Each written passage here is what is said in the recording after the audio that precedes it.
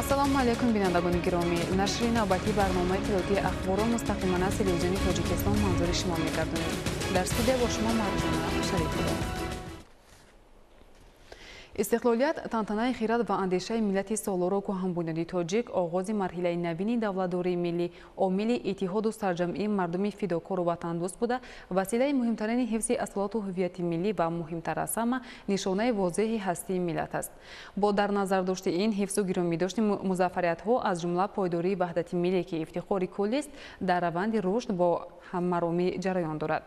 шарҳи Фахриддини Муҳаммад Юсуф.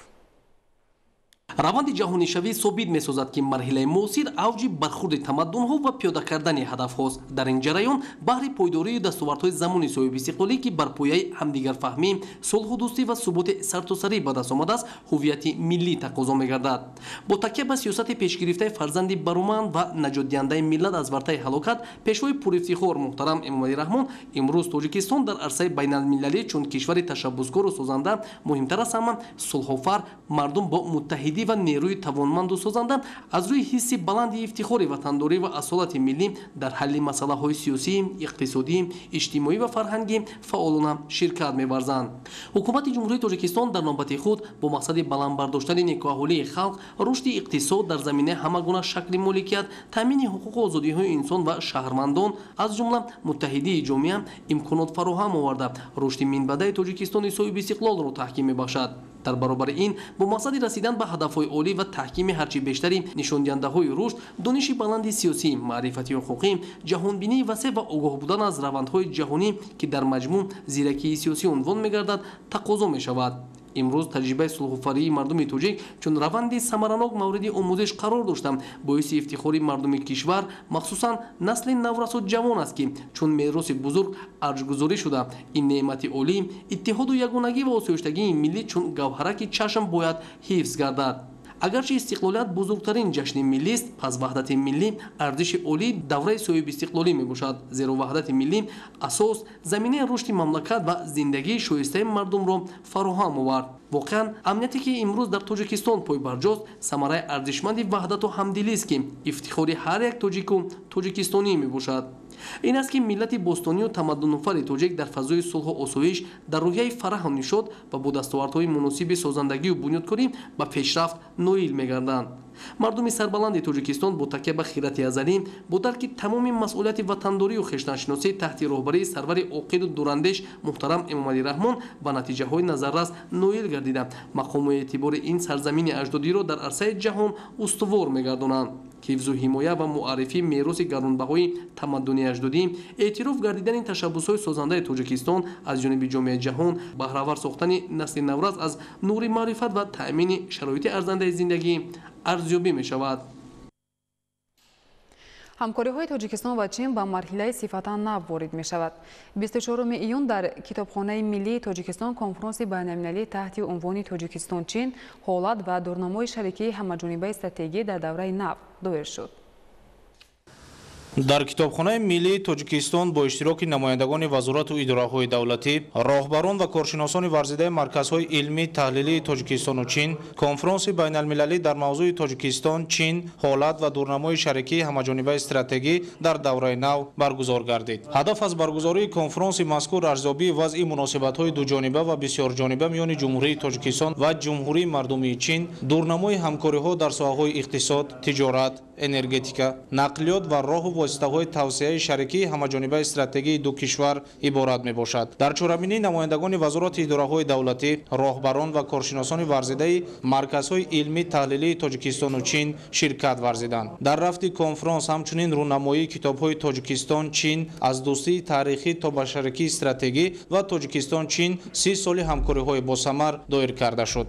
конфронси муштарак таҳти унвони дурнамои рушди шарикии стратегии Тоҷикистону Чин баргузор гардид ки дар доираи он шумораи васеъи коршиносон, таҳлилгарон аз ниҳодҳои илмӣ таҳқиқотии стратегии Ҷумҳурии Мардумии Чин ва Ҷумҳурии Тоҷикистон ба ҳам омаданд ки дар доираи баргузории нишасти имрӯза доираи васеъи ҳамкориҳо аз ҷумла рушди ҳамкориҳои иқтисодӣ сиёсӣ ва фарҳангии ҷумҳурии Тоҷикистон ва ҷумҳурии мардуми Чин таҳлилу баррасӣ мегардад. Дар робита ба таъмиқи ҳамкориҳои ҷумҳурии мардуми Чин ва ҷумҳурии Тоҷикистон бояд амидро гуфт ки имрӯз Чин ба сифати шарики муҳими стратегии ҷумҳурии Тоҷикистон ба ҳисоб рафта татбиқи бузургтарин лоиҳаҳои инфраструктурӣ дар самти роҳу коммуникатсия, инчунин энергетика ва амнияти озуқаворӣ дар ҳамкориҳои мутақобилан судман ба роҳ монда шудаанд. баргузории чунин конференсҳо дар сатҳи маҳфилҳои коршиносӣ ва таҳлилӣ байни Тоҷикистону Чин бори нахуст набуда, таи зиёда 30 соли ҳамкории босамар пайваста байни ду кишвар доир карда мешавад. Конференс ба масъалаҳо ва муҳокимаи дурнамои пешбурди муносибатҳои ҳамаҷонибаи шарикии стратегӣ, таҳлили муфассали ҳолат ва ҷараёни татбиқи барномаҳо ва ҳуҷҷатҳои муштараки қабулшуда, ҷустуҷӯи механизмҳои ноил шудан ба ҳадафҳои гузошташуда, таҳияи пешниҳодҳои мушаххас оид ба густариши ҳамкорӣ дар самтҳои афзалиятноки кишварҳо, савдо, ҳамкории саноатӣ, нақлиёт, рушди сабз, кишоварзӣ, масъалаҳои марбут ба иқлим, маориф ва фарҳанг нигаронида шудааст. ҳамоиши мазкур идомаи мантиқии талошҳои муштараки роҳбарони ҳарду кишвар ва муносибати дӯстонаю хайрхоҳонаи мардуми Чину Тоҷикистон доир ба таҳкими робитаҳои дӯстӣ ва рушди муштарак мебошад. ҳамкориҳо байни ду кишвар ба манфиатҳои ҳарду ҷониб хоҳад буд. аз аввали шурӯи фаъолият дар соҳаи коркарди саноати кӯҳӣ мо ба Тоҷикистон шартномаи тарафайнро ба роҳ мондем. дар Тоҷикистон ҷамъияти дорои масъулияти маҳдуди ширкати кӯҳии саноатии Тоҷикистону Хитой фаъолият мекунад ки пурра ба коркарди саноати кӯҳӣ равона шудааст. мо принсипҳои масъулияти иҷтимоии корпоративиро фаъолона риоя мекунем ва дар пардохти андози маҳаллӣ, таъсиси ҷойҳои корӣ, сохтмони иншооти иҷтимоӣ кори худро идома хоҳем дод. ҳамчунин барои боз ҳам бештар тақвият додани ҳамкории стратегӣ байни Тоҷикистону Хитой. дар ҳамкорӣ миёни ду кишвар нашри китоби Тоҷикистон ва Хитой 30 соли ҳамкории судманро ки имрӯз бори аввал ба хонанда муаррифӣ шудааст, бо майли том дастгирӣ намудем. дар оянда низ ҳамкориҳо байни Тоҷикистон ва Хитой идома хоҳад ёфт. таъкид гардид ки ба вазъи муосири муколамаи сиёсӣ ва ҳамкории стратегӣ байни ҷумҳурии Тоҷикистон ва ҷумҳурии мардуми Чин, инчунин ба масъалаҳои минтақавӣ ва байналмилалӣ таваҷҷӯҳ зоҳир карда мешавад. истифодаи самараноки иқтидори ҳамкории дуҷонибаи тиҷоратию иқтисодӣ ва пайгирии амали иҷрои шартномаҳоеро ки дар рафти гуфтушунидҳо ва муколамаи созанда байни роҳбарони ҳарду кишвар қаблан ба даст оварда шуданд, зимни мубоҳиса ва мубодилаи афкори байни коршиносони ватанию хориҷӣ таҳлилу баҳогузорӣ гардид. дар маҷмӯъ айни замон равобити Тоҷикистону Чин дар ҳама самтҳо бо муваффақият инкишоф ёфта, таҳкими минбаъдаи муносибатҳои иттифоқӣ, талошҳои муштараки ҳукумат, доираҳои соҳибкорӣ ва коршиносони ду кишвар тақвият меёбанд. Шаҳзод Раҷабзода, Маҳмад Саиди Камол, Душанбе, Ахбор.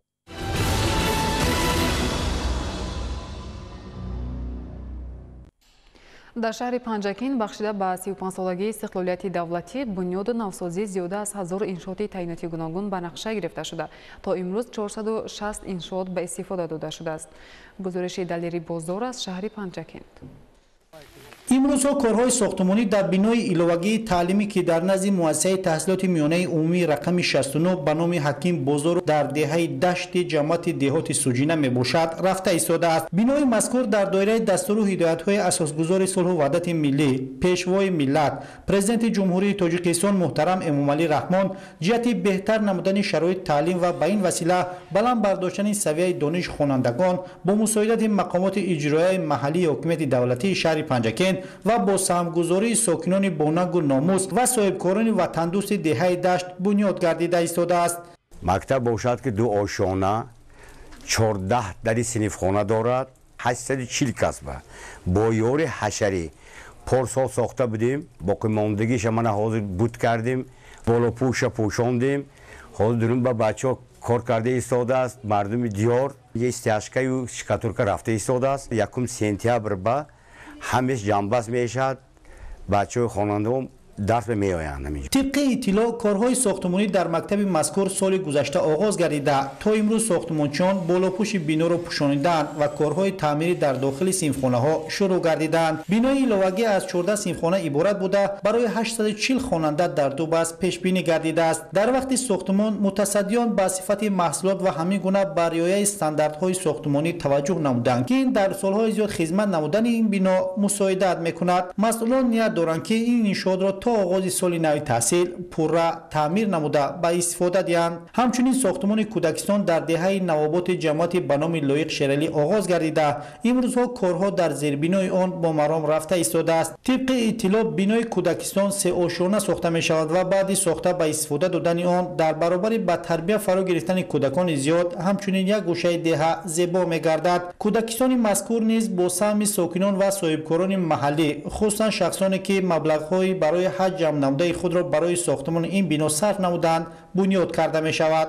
چخیل که دیده سادتون در دهه نواباد با دستگیری صاحبکاران و شخصان سخاوت پیشه که مبلغ‌های حجی خود را جمع کردند، آنها به حج نرفته همون مبلغ‌هایی که برای حج جمع کرده بودند همین را در همین کودکستان استفاده برده ایستادند. با دستگیری شخصان فعال دیه با دستگیری صاحبکاران همین کودکستان چخیل که دیده ایستاد بنیاد شده ایستاده است. حاضر در زیر بنای همین بنا کار رفته است. در روزهای نزدیک ما زیر بنا را سپاریده باز با قبط یکم آشانه یکم کار را سر میکنیم. این بنا در 3-5 سالگی استقلالیت به استفاده داده می شود.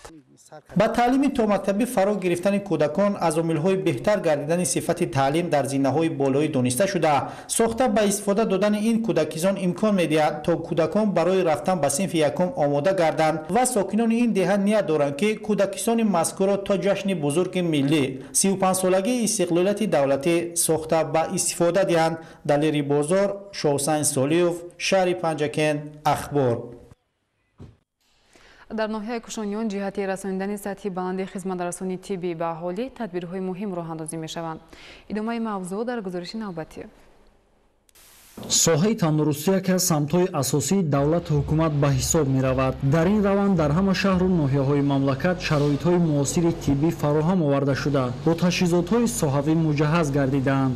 имрӯз вазъи хизматрасонӣ дар беморхонаи маркази ноҳияи кушониён хеле ҳам рӯ ба беҳбудӣ омадааст нисбати солҳои пештар. имрӯз мо ҷавонон шоҳиди ҳолем ки дар беморхонаи мо таҷҳизотҳои наву замонавӣ дастрас шудааст ки ин ҳам бошад ба монанди рентгени рақамӣ ки дар вилояти ноҳия солҳои пеш набуд. мо беморонро маҷбур мешудем ки ба сатҳи вилоят ё ки ҷумҳурӣ равон мекардем барои муайян намудани бемориҳояш.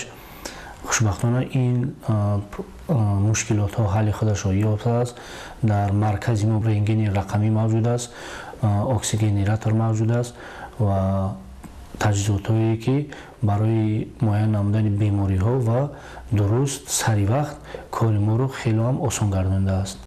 беморхонаи марказии ноҳияи кушониёни вилояти хатлон ба тамоми таҷҳизотҳои соҳавӣ муҷаҳҳаз буда имрӯз ба сокинони ноҳия табобати саривақтӣ мерасонад. шароит дар беморхонаи мазкур хуб ба роҳ монда шуда аз таъмири асосӣ бароварда шудааст. саҳни беморхона бо гулу бутаҳои ороишӣ сарсабз гардида ба яке аз мавзеъҳои фароғатӣ табдил ёфтааст. дар беморхона табибони дорои малакаи баланди касбӣ буда бо сабку услуби муосир фаъолият менамоянд.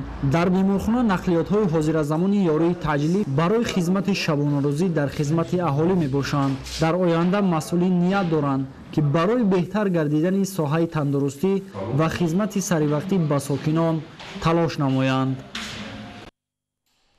бинандагони гиромии нашри навбатӣ барномаи иттилоотии ахбор хотима меёбад. саломат бошед.